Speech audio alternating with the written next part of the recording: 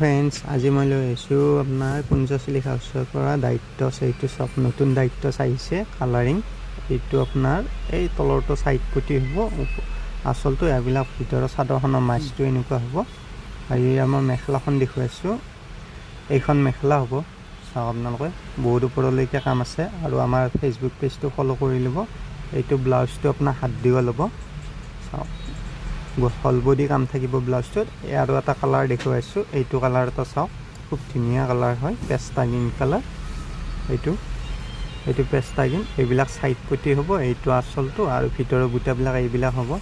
খুব ধুনীয়া হৈছে এইটো আপোনালোকে চাওক দুই পিছে আহিছে নতুনকৈ আহিছে আজি এইখন মেখেলা হ'ব চাওক এইখন মেখেলা আৰু ইয়াৰো ব্লাউজটো হেভিয়ে হ'ব হল বডি কাম নাই থাকিব আৰু মই আমাৰ দোকানখনৰ এড্ৰেছটো মই কৈ আছোঁ চাওঁ আপোনালোকে এইটো ভূটান বাছ ষ্টেণ্ড